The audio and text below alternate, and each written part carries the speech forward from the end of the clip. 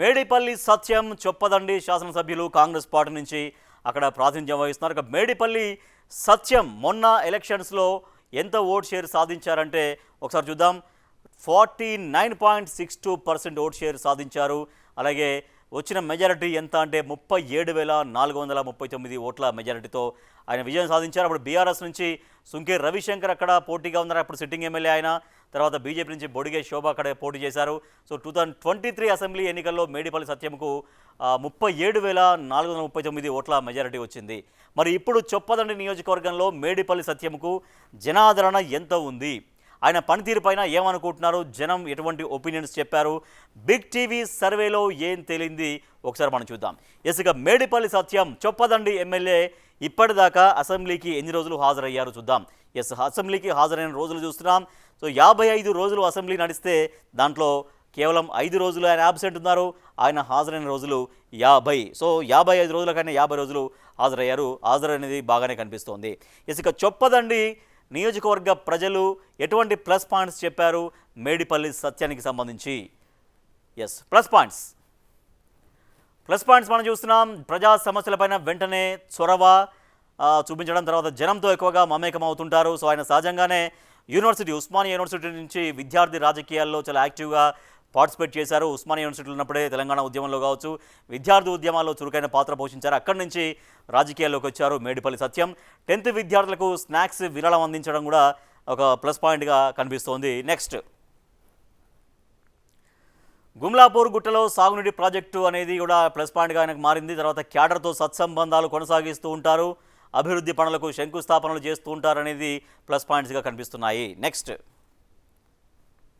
చొప్పదండికి 100 beds hospital మంజూరు చేయడం, తర్వాత మలియాల్ కాచారం వరకు డబుల్ రోడ్డు, ఇది చాలా రోజుల నుంచి అక్కడ రోడ్డు కోసం జనం ఎదురు చూస్తారు. కానీ ఆ రోడ్డు పనులు పురోగతి చేయడం అనేది కూడా ఆయనకు ప్లస్ పాయింట్గా కనిపిస్తుంది. గ్రామాల్లో లింక్ రోడ్ల పనులు కూడా చాలా చోట్ల ప్రారంభమయ్యాయి.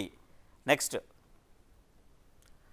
ఇంటిగ్రేటెడ్ స్కూల్లో పురోగతి, తర్వాత చొప్పదండికి డిగ్రీ కాలేజీ మంజూరు కావడం, నిర్మాణంలో ఇప్పటిదాకా ఇందిరా మైన్లు అయితే 3,500 ఇందిరా మైన్లు ఉన్నాయి.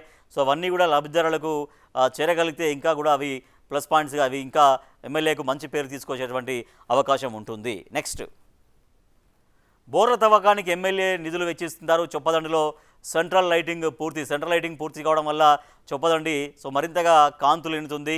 మరింతగా ఒక ఆకర్షణీయమైనటువంటి పట్టణంగా కూడా అది కనిపిస్తూ ఉంది. నెక్స్ట్, రామడుగు మండలం వరద కాలువకు 270 కోట్లు కేటాయించడం, తర్వాత గంగాధర మండలం అనేది ఇప్పుడిప్పుడే చాలా అభివృద్ధి చెందుతున్న మండలం అది. గంగాధరలో డిగ్రీ కాలేజ్ ఏర్పాటుకు కృషి చేస్తుండడం కూడా ప్లస్ పాయింట్స్గా మనకు కనిపిస్తున్నాయి. నెక్స్ట్, సో మైనస్ పాయింట్స్ ఏంటి చూద్దాం. ప్లస్ పాయింట్స్ చూసాం మేడిపల్లి సత్యానికి సంబంధించి. ఇక మైనస్ పాయింట్స్ ఏం చెప్పారు ఆయన గురించి బిగ్ టీవీ సర్వేలో? మైనస్ పాయింట్స్, ఘర్షకుర్తి గ్రామాన్ని మండలంగా చేయకపోవడం అనేది కూడా మైనస్ పాయింట్. అక్కడ జనం కోరిక అది, ఆ కోరికను తీర్చాల్సినటువంటి అవసరం ఉంటుంది. ఆ గ్రామాన్ని మండలంగా చేయకపోవడం అనేది మైనస్ పాయింట్గా మనకు కనిపిస్తుంది. నారాయణపూర్ కుడి కాల్వ పూర్తి కాకపోవడం ఒకటి, తర్వాత మిడ్మానేరు సమస్యల పరిష్కారంలో జాప్యం. మిడ్మానేరు నుంచి ఎటువంటి సమస్యలు ఉన్నాయో అక్కడ నిర్వాసితుల సమస్యలు కావచ్చు, దాని ద్వారా ఎఫెక్ట్ అయినటువంటి వాళ్ళ సమస్యలు, ఆ నియోజకవర్గానికి సంబంధించినటువంటి సమస్యలు ఏవైతే ఉన్నాయో వాటిని పరిష్కరించాల్సినటువంటి అవసరం ఉంటుంది. దాంట్లో జాప్యం జరుగుతోంది అనేది మైనస్ పాయింట్గా మనకు కనిపిస్తుంది. ప్లస్ పాయింట్స్ ఏంటో చూసాం, మైనస్ పాయింట్స్ ఏంటో చూసాం. సో మరి జనం ఏం కోరుకుంటున్నారు చొప్పదండి ఎమ్మెల్యే మేడిపల్లి సత్యం దగ్గర నుంచి? మనం చూద్దాం జనం కోరుకుంటుంది ఏంటి. 132 kV సబ్స్టేషన్ పూర్తి చేయాలి. అది చేస్తే ఇక విద్యుత్ సమస్యకు చాలా వరకు చెక్ పెట్టే అవకాశం ఉంటుంది, అధిగమించవచ్చు సమస్యను, అది కోరుకుంటున్నారు. తర్వాత గుంతల రోడ్లను బాగు చేయాలి, తర్వాత మట్టి మాఫియాకు చెక్ పెట్టాలనేది జనం కోరుకుంటున్నారు. నెక్స్ట్, అంటే తొలిసారి ఆయన అసెంబ్లీలో అడుగుపెట్టారు. ఆయన విద్యార్థి నాయకుడిగా ఉండి తొలిసారి అసెంబ్లీలో అడుగుపెట్టాడు. కానీ ఈ సమస్యలు జనం కోరుకుంటున్న సమస్యలు ఏంటో మనం చూసాం. అయితే బిగ్ టీవీ ఎక్స్క్లూజివ్గా చేసినటువంటి సర్వేలో ఎటువంటి రిజల్ట్ వచ్చింది మేడిపల్లి సత్యానికి సంబంధించి? రిజల్ట్ చూస్తున్నాం. స్కోర్ అనుకూలం 51%, వ్యతిరేకం 31%, తటస్థం 18%. సో అనుకూలత అయితే బాగానే ఉంది సమయానికి. ఇంకా వ్యతిరేకత కూడా 31% ఉంది. దాన్ని తగ్గించుకోవాల్సినటువంటి అవసరం ఉంటుంది. తటస్థం 18% ఉంది. సో వీటిని తటస్థాన్ని వ్యతిరేకతను తగ్గించుకొని తద్వారా జన ఆదరణ పొందగలిగితే ఇంకా మరింతగా అనుకూలత పెంచుకోవచ్చు. సో జనం ఏం కోరుకుంటున్నారో మీరు చూసారు. మీ దగ్గర నుంచి జనం ఇంకా నియోజకవర్గాన్ని బాగా అభివృద్ధి చేయాలని కోరుకుంటున్నారు. తద్వారా వ్యతిరేకతను తగ్గించుకోవచ్చు, తటస్థాన్ని తగ్గించుకోవచ్చు.